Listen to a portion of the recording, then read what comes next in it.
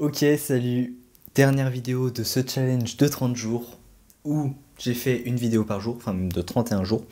Et donc là, je vais faire le débrief, tout ce que ça m'a apporté, tout ce que ça m'a appris, les conclusions que j'en tire et aussi comment je vais repartir par la suite, quelle vidéo je vais faire.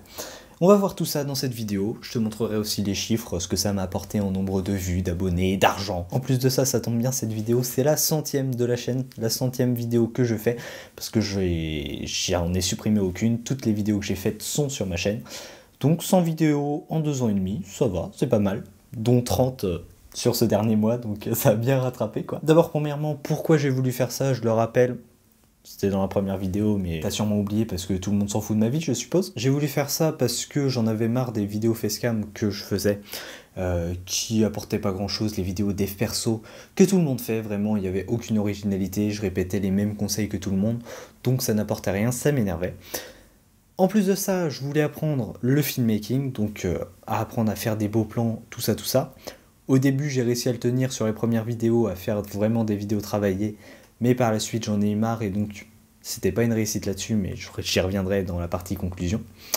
Et aussi parce que je me suis dit que ça pouvait être un challenge un peu sympa à faire. Je me suis mis sur un coup de tête quand j'étais chez mes parents pendant les fêtes. Je me suis dit, tiens, si on faisait une vidéo par jour pendant 30 jours, et bah c'est fait. Mais bon, dès le 4e jour, je me suis rendu compte que ça allait être très compliqué. J'en avais déjà marre, en fait.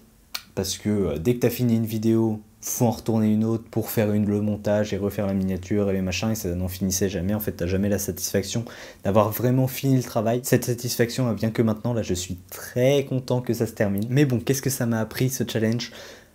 Premièrement, c'est que faire une vidéo par jour, ça demande pas tellement d'efforts. Franchement, ça m'a pas demandé tant de travail si tu fais des vidéos pas trop travaillées comme ça. Franchement, ça se fait tranquille. Mais si tu veux faire des bonnes vidéos, faut pas avoir la flemme et ça demande quand même pas mal d'efforts. Mais c'est un rythme largement tenable au quotidien. J'arrivais quand même à avoir une vie à côté. Je pouvais faire de la guitare, je pouvais m'entraîner comme je voulais. Je trouvais le temps de marcher. Ah oui, mais quand je faisais des vidéos travaillées, j'avais pas le temps de faire tout ça. Ouais, du coup, ça reste compliqué sur ce style de vidéo. Après, faire des vidéos style facecam un peu comme ça, où tu peux en tourner plusieurs de suite, c'est pas un problème, tu peux en publier une vidéo par jour, ça pose zéro souci. Tu mets quoi? Une journée pour faire les bullet points, une autre journée pour le tournage, et après soit tu délègues le montage, soit tu mets 2 jours pour faire le montage. En gros, ça te prend la moitié de ta semaine, et t'as des week-ends de 3 jours, normalement c'est largement faisable.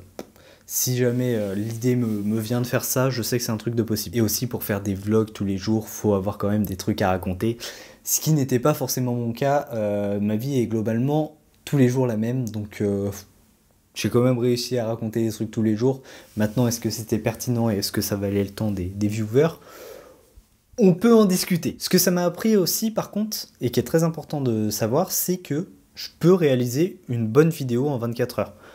Enfin, en un jour. Les premières vidéos, les premiers vlogs, je suis satisfait de comment elles rendent.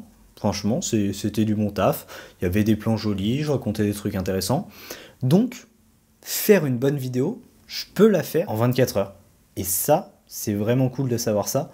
Si jamais je me refixe des deadlines, ce qui n'est pas prévu, on en reviendra par la suite à en parler.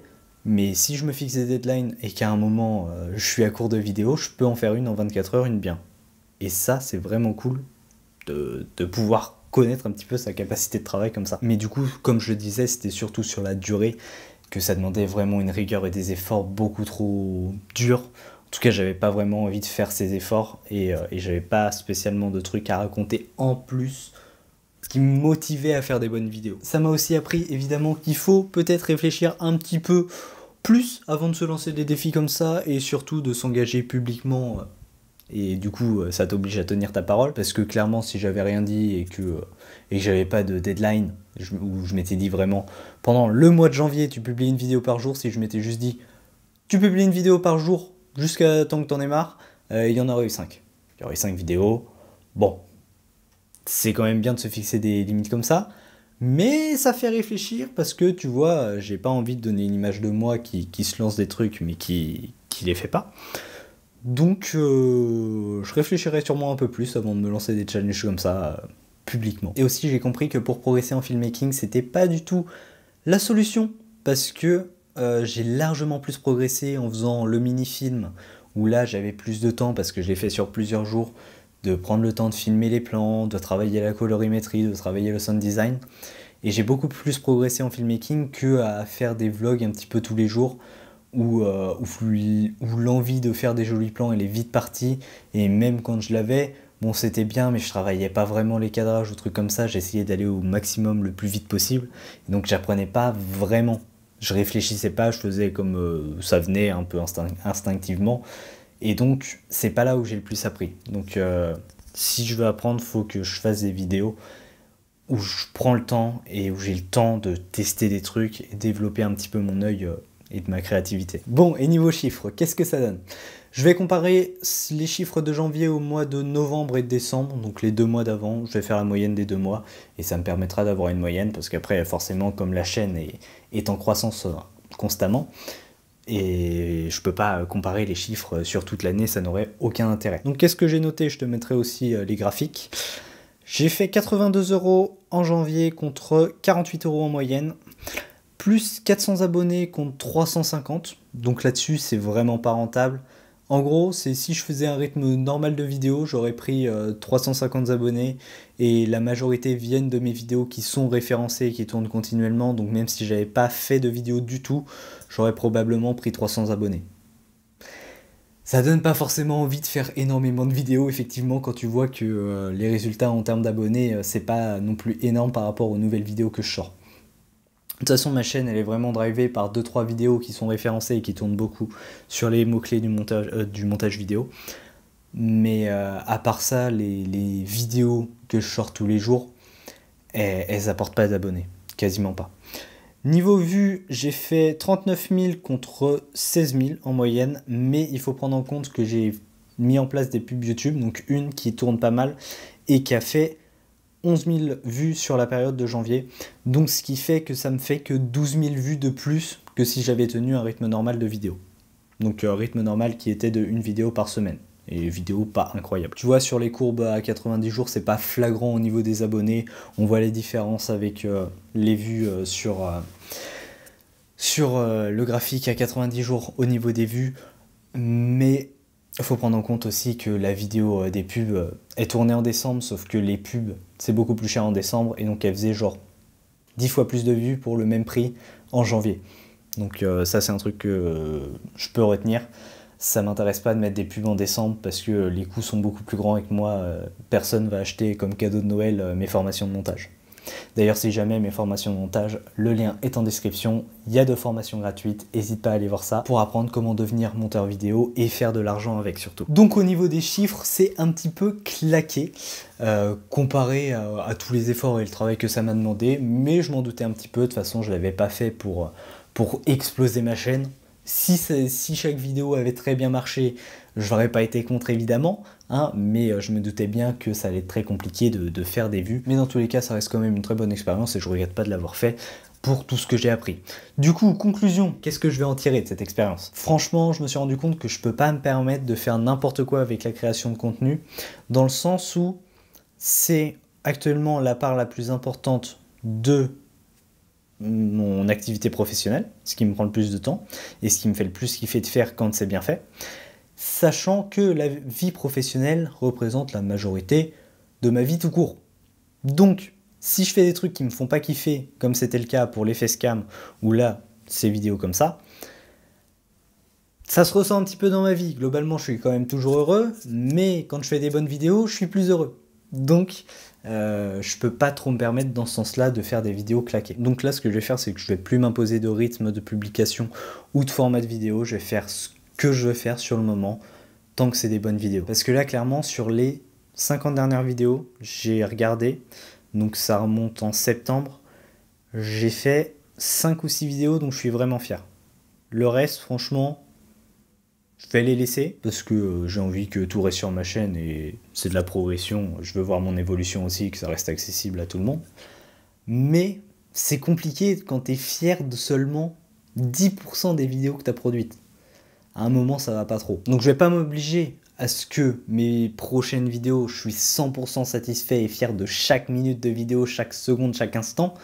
Mais il faut qu'au global, quand je publie une vidéo, désormais, il faut que j'en sois fier et que ça me fasse plaisir que les gens la voient. Parce que là, clairement, sur les dernières vidéos que j'ai faites de ce challenge, limite ça m'énervait parce que je vois pas ce qu'elles apportent aux gens. Tant mieux si elles apportent quelque chose aux personnes qui les regardent, mais j'ai plus l'impression que c'est une perte de temps et que personne peut en retirer quelque chose.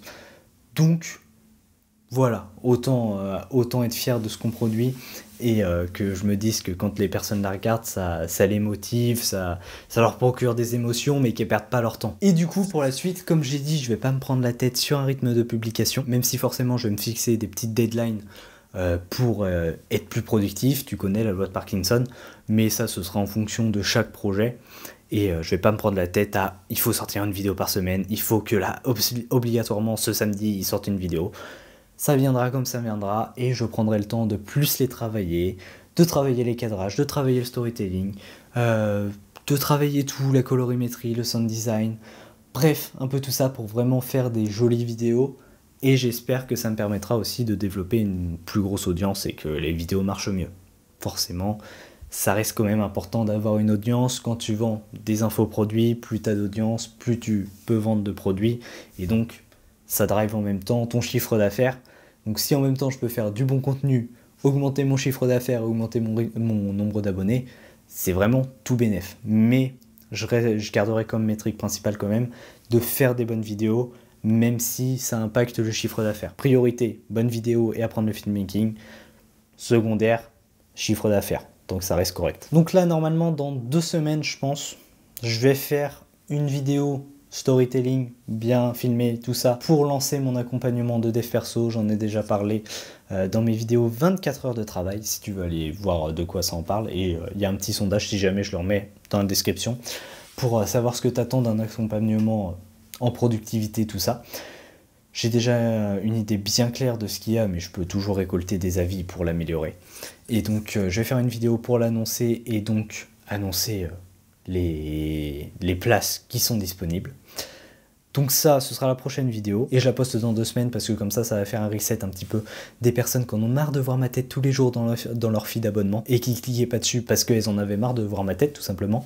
Donc là, je vais me faire oublier un petit peu et histoire que quand je republie la vidéo, tout le monde comprenne bien que c'est une vidéo plus travaillée et que on peut cliquer dessus sans perdre son temps.